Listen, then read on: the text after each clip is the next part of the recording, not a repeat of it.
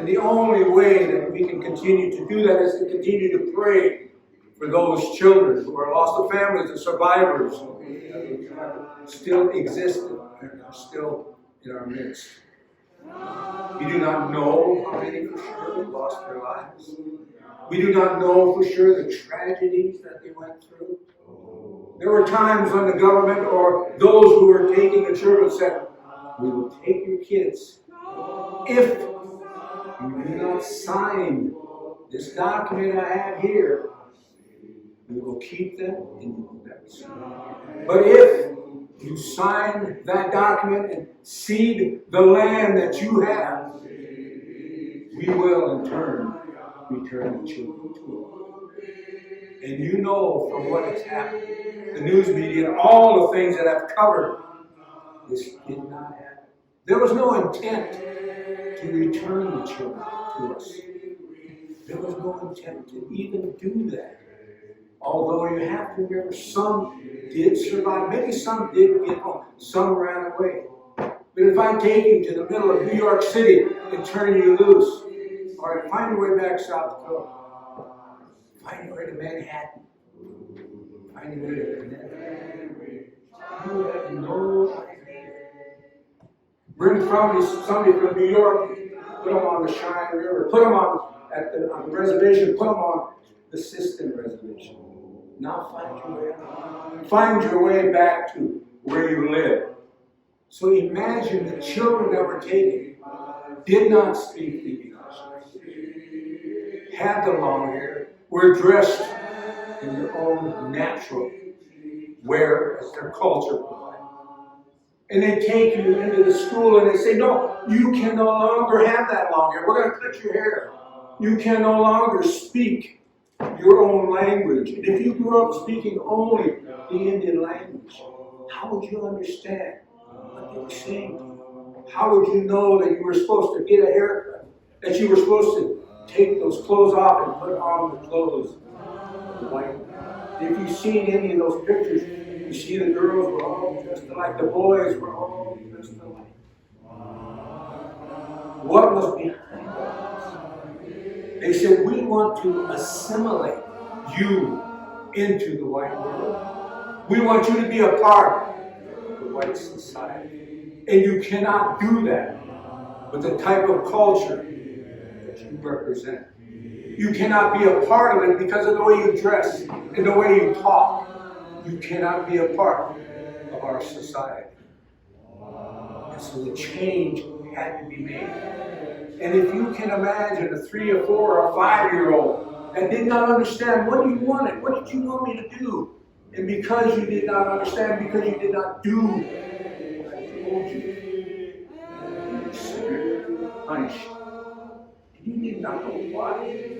You did not know why, why you would never again, in many cases, see your mother or your father or your grandparents.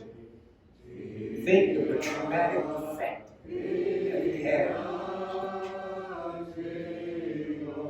Initially, the government was behind it in a law in 1851 that these children, these Native Americans, these indigenous children, have to go to school. Have to.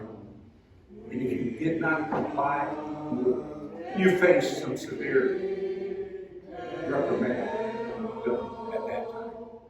And in some cases, the rations that were given to the Indian people on the reservations were withheld until you gave up those children.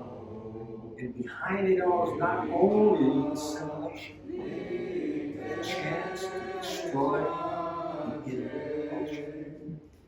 That was behind it. If they ended up in school, a boarding school, or a church school, and they're brought up in the Indian way, they would be punished because they spoke the language only and the way they dressed.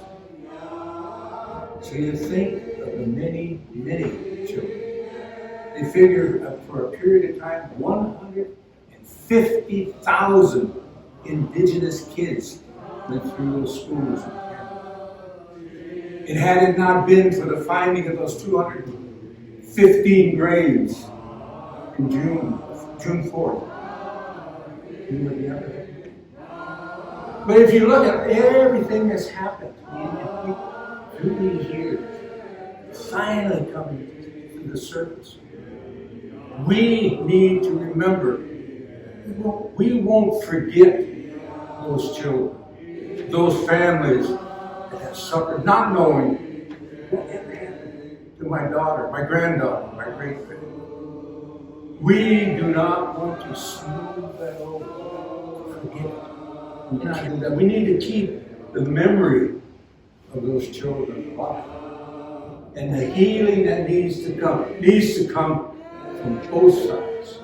We need to meet in the middle, and we need to talk to each other. We need to know what each has experienced.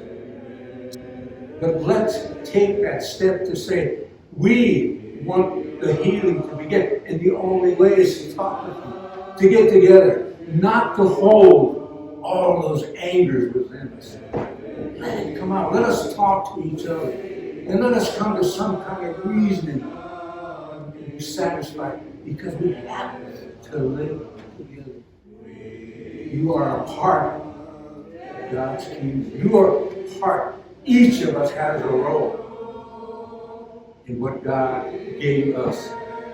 And one day when we stand before our Maker, He's going to say, you know, I gave you these talents. Did you use them? How did you use them? Remember, our presiding bishop said, love your neighbor. Love your God. And most of all,